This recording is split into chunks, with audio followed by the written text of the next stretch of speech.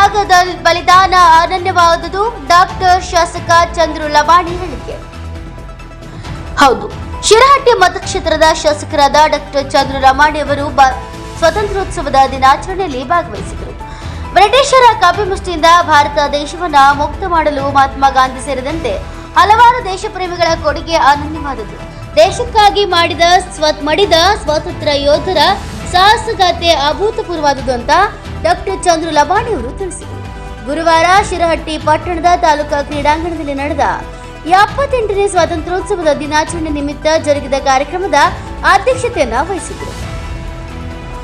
NK64 news bureau Shirahatti. ಸ್ವಾತಂತ್ರ್ಯೋತ್ಸವದ ಶುಭಾಶಯಗಳನ್ನು ಕೋರುತ್ತಾ ಇವತ್ತಿನ ದಿನ ವಿಶೇಷವಾಗಿ 2ನೇ ಬಾರಿ ನಾನು ಶಾಸಕನಾದ ಮೇಲೆ ಈ ಧ್ವಜಾರೋಹಣ ಕಾರ್ಯಕ್ರಮದಲ್ಲಿ ಭಾಗವಹಿಸ್ತಾ ಇದ್ದೇನೆ. ಈ ಸ್ವಾತಂತ್ರ್ಯೋತ್ಸವದ ದಿನದಂದು ನಮಗಾಗಿ ಇವತ್ತು ಜೀವಿಸ್ತಾ ಇರುವ ಎಲ್ಲ ನಮ್ಮ ಭಾರತ ದೇಶದ ಪ್ರಜೆಗಳಿಗಾಗಿ ತ್ಯಾಗ ಬಲಿದಾನವನ್ನ ಮಾಡಿದಂಥ ಮಹಿಳೆಯರನ್ನ ಇವತ್ತು ನೆನೆಸ್ಕೊಳ್ಳುವಂಥ ದಿನ. ಈ ರಾಷ್ಟ್ರಕ್ಕಾಗಿ ಬಹಳಷ್ಟು ಜನ ತಮ್ಮ ಪ್ರಾಣವನ್ನು ತ್ಯಾಗವನ್ನು ಮಾಡಿದ್ದಾರೆ. ಆ ಒಂದು ಸರದಿಯಲ್ಲಿ ಮಹಾತ್ಮ ಗಾಂಧೀಜಿಯವರಾಗಿರ್ಬೋದು, ಸುಭಾಷ್ ಚಂದ್ರ ಬೋಸ್ರಾಗಿರ್ಬೋದು, ಸಂಗೊಳ್ಳಿ ರಾಯಣ್ಣರಾಗಿರ್ಬೋದು, ಕಿತ್ತೂರು ರಾಣಿ ಚೆನ್ನಮ್ಮ ಆಗಿರ್ಬೋದು, ಎನ್ನುವಂಥ ಎಲ್ಲ ಮಹಿಳೆಯರು ಸಹಿತ ಈ ಸ್ವಾತಂತ್ರ್ಯಕ್ಕೋಸ್ಕರ ಹೋರಾಡಿದ್ದನ್ನು ನಾವು ನೆನೆಸ್ತೀವಿ. ಆದರೆ ವಿಶೇಷ ಏನಪ್ಪ ನಮ್ಮ ಕ್ಷೇತ್ರದಲ್ಲಿ ಅಂದರೆ, ನಮ್ಮ ಕ್ಷೇತ್ರದಲ್ಲಿ ಸುಮಾರು 30ಕ್ಕೂ ಹೆಚ್ಚು ಜನ ಸ್ವಾತಂತ್ರ್ಯ ಹೋರಾಟದಲ್ಲಿ ಭಾಗವಹಿಸಿ ಬಹಳ ಒಂದು ತ್ಯಾಗವನ್ನು ಮತ್ತು ಬಲಿದಾನವನ್ನು ಸಹಿತ ಆಗಿದ್ದಾರೆ. ಸ್ವಾತಂತ್ರ್ಯೋತ್ಸವ ದೇಶಾದ್ಯಂತ ತುಂಬಾ ಸಂಭ್ರಮದ ಸಡಗರದಿಂದ ಆಚರಿಸುತ್ತಿರುವ ಈ ಶುಭ ಸಂದರ್ಭದಲ್ಲಿ ಸ್ವಾತಂತ್ರ್ಯಕ್ಕಾಗಿ ತಮ್ಮ ಜೀವನವನ್ನೇ ಪಡಕ್ಕಿಟ್ಟು ಹೋರಾಡಿದ ಸ್ವಾತಂತ್ರ್ಯ ಯೋಧರನ್ನು ನೆನೆದು ನಮ್ಮೆಲ್ಲರ ಆದ್ಯ ಕರ್ತವ್ಯ. ನನ್ನ ಮತಕ್ಷೇತ್ರದ ಹಲವಾರು ಗ್ರಾಮಗಳು ಸ್ವಾತಂತ್ರ್ಯ ಯೋಧರ ನೆನವೀಡುಗಳಾಗಿವೆ. ಕರ್ನಾಟಕದ ಬಾರ್ಡೋಲಿ ಎಂದೇ ಹೆಸರುವಾಸಿಯಾದ ಸಿಗ್ಲಿಯಲ್ಲಿ ಸುಮಾರು 35ಕ್ಕಿಂತ ಹೆಚ್ಚು ಸ್ವಾತಂತ್ರ್ಯ ಯೋಧರು ಇದ್ದರು ಎಂಬುದನ್ನು ದಾಖಲೆಗಳು ಹೇಳುತ್ತವೆ. ಅದೇ ರೀತಿ ಕೊಗನೂರು, ನಾಗರಮಡುವು, ಬಿಜ್ಜೂರು, ತಂಗೋಡ, ವಡವಿ ಹೊಸರ ಮುಂತಾದ ಗ್ರಾಮಗಳಲ್ಲಿ ಹಲವಾರು ಸ್ವಾತಂತ್ರ್ಯ ಯೋಧರು ದೇಶಾಭಿಮಾನ, ದೇಶ ಪ್ರೇಮ ಹಾಗೂ ದೇಶ ಸೇವೆಗೆ ಉತ್ತಮವಾದ ನಿದರ್ಶನ ವ್ಯಕ್ತಿಗಳಾಗಿದ್ದರು ಎಂಬುದನ್ನು ತುಂಬಾ ಹೆಮ್ಮೆಯಿಂದ ಸ್ಮರಿಸಿಕೊಳ್ಳುತ್ತೇನೆ. ನಮ್ಮ ದೇಶದ ಸ್ವಾತಂತ್ರ್ಯಕ್ಕೋಸ್ಕರ ತ್ಯಾಗ, ಬಲಿದಾನ, ಉಜ್ವಲ ರಾಷ್ಟ್ರ ಪ್ರೇಮ ಇವೆಲ್ಲಗಳ ಅರಿವು ಇಂದಿನ ಪೀಳಿಗೆಗಳಿಗೆ ಇರಬೇಕಾಗಿರುವುದು ಅತ್ಯಂತ ಅವಶ್ಯಕವಾಗಿದೆ.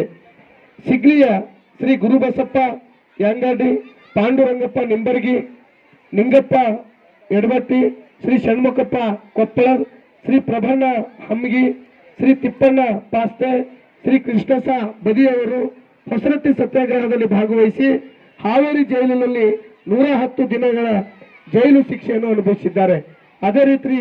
ಅದೇ ರೀತಿ ಶ್ರೀ ಬಸಪ್ಪ ಕಾಕಣಿಕಿ, ಶ್ರೀ ಮುರುಸಂಗಪ್ಪ ನಂದರ್ಗಿ, ಶ್ರೀ ಗೋವಿಂದಪ್ಪ ಗೋವಿಂದ್ಕರ್, ಶ್ರೀ ಗುರುನಾಥಪ್ಪ ಹಾಳ್ಕೆರೆ ಗುಲ್ಬರ್ಗಾದಲ್ಲಿ ನಡೆದ ಹೈದರಾಬಾದಿನ ಚಳವಳಿಯಲ್ಲಿ ಭಾಗವಹಿಸಿ 6 ತಿಂಗಳ ಗುಲ್ಬರ್ಗ ಜೈಲಿನಲ್ಲಿ ಶಿಕ್ಷೆಯನ್ನು ಅನುಭವಿಸಿ ಆಡಳಿತ ವ್ಯವಸ್ಥೆಯನ್ನ ಸುಧಾರಣೆ ಮಾಡಲಿಕ್ಕಾಗಿ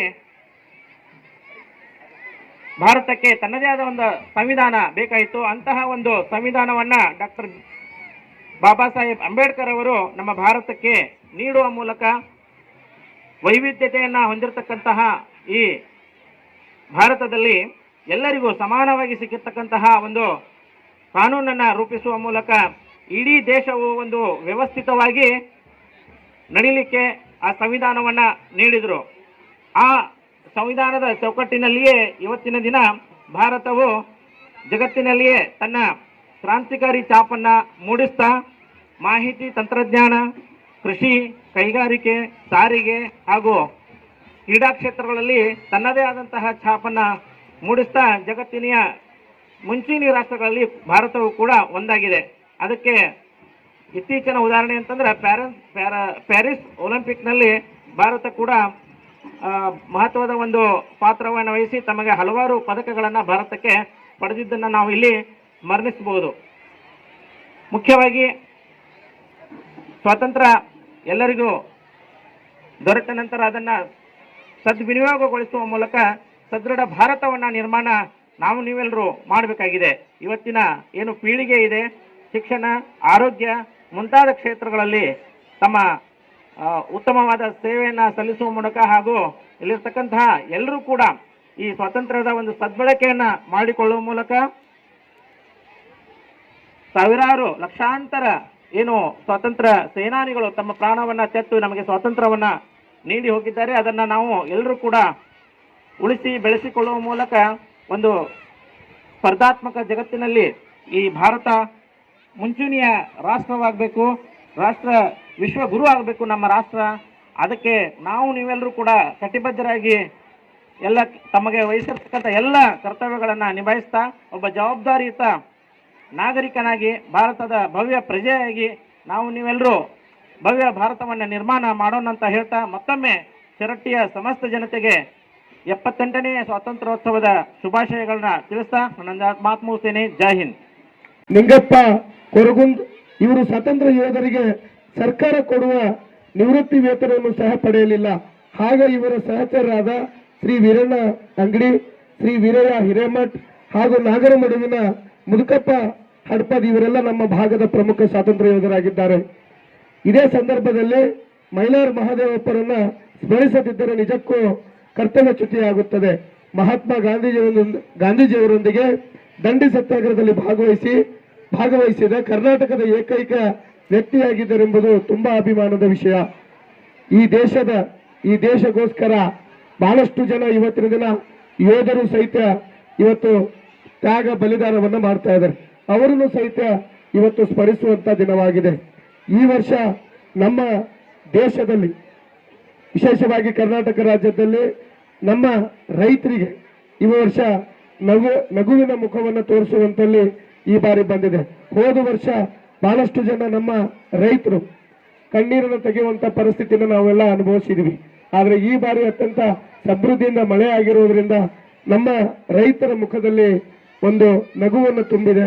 ಹಾಗೂ ಈ ಕ್ಷೇತ್ರದ ಸಮೃದ್ಧ ಅಭಿವೃದ್ಧಿಗಾಗಿ ಎಲ್ಲ ಹಂತದಲ್ಲಿ ಸಹಿತ ನಮ್ಮ ತಾಲೂಕಾ ಆಡಳಿತ ಎಲ್ಲ 24 ಗಂಟೆಗಳಲ್ಲೂ ಸಹಿತ ಈ ಕ್ಷೇತ್ರದ ಅಭಿವೃದ್ಧಿಗಾಗಿ ನಾವು ಮತ್ತು ತಾಲೂಕಿನ ಆಡಳಿತಗಾರರಿಗೆ ಮತ್ತು ಇಲ್ಲಿ ಸೇರಿದಂತ ಎಲ್ಲ ಜನಪ್ರತಿನಿಧಿಗಳು ಸಹಿತ ನಿಮ್ಮ ಸೇವೆಗಾಗಿ, ಈ ದೇಶದ ಸೇವೆಗಾಗಿ ನಾವು ಸದಾ ಇರ್ತೀವಿ ಅಂತ ತಮ್ಮಲ್ಲಿ ಕೇಳಿಕೊಂಡು ಇವತ್ತು ಈ ಕಾರ್ಯಕ್ರಮದಲ್ಲಿ ಭಾಗವಹಿಸಿದಂತ ಎಲ್ಲ ಶಾಲೆಗಳಿಂದ, ಪ್ರೌಢಶಾಲೆಗಳಿಂದ, ಕಾಲೇಜುಗಳಿಂದ ತಾವು ಸೇರಿದಂತ ಎಲ್ಲ ವಿದ್ಯಾರ್ಥಿನಿಗಳಿಗೂ, ಎಲ್ಲ ತಾಲೂಕಿನ ಅಧಿಕಾರಿಗಳಿಗೂ ಈ ಕಾರ್ಯಕ್ರಮ ಅತ್ಯಂತ ಅಚ್ಚುಕಟ್ಟಾಗಿ ನಿರ್ವಹಿಸಿದ್ದಕ್ಕೆ ತಮಗೆಲ್ಲರಿಗೂ ಸಹಿತ 78ನೇ ಸ್ವಾತಂತ್ರ್ಯೋತ್ಸವವನ್ನು ಕೋರಿ ನನ್ನ 2 ಮಾತನ್ನು ಮುಗಿಸ್ತಾ ಇದ್ದೀನಿ.